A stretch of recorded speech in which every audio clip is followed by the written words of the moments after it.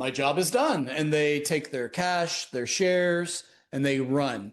And then whatever happens, happens. And then there's other consultants who say, no, I'm going to stay on 6 months after and an advisory standpoint.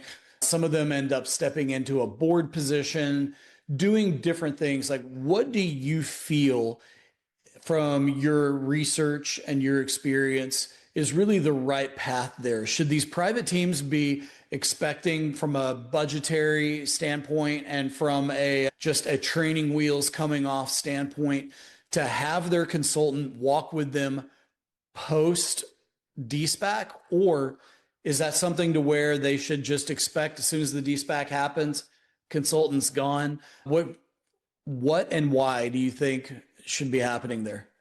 I think you can find any kind of scenario. It depends on the SPAC sponsor. So for example, once they are going to involve an advisor or maybe a non-executive director, usually part of the compensation will be a part of the promote. And so that is also to align incentives. So if actually we find a good target and the target in reality can perform well on the market, also your own shares, founder shares can be valuable.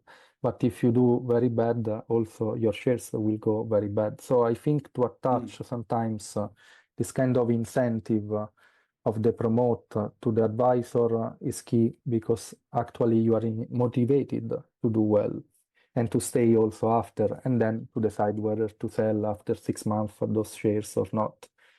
Other times, of course, that is a decision of the CEO of the SPAC.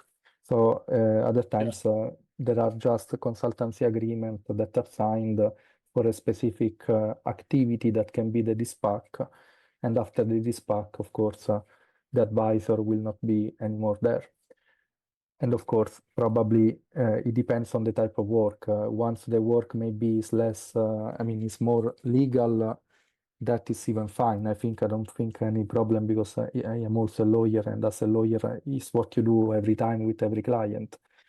If the job is more about accountancy, so you are performing also in economic terms valuations, that is another kind of story where probably you should have incentive to carry out a good valuation, because at the end of the day, this can also go against yourself if you have a part of the promote, for example. So it depends on the type of advisor, I think.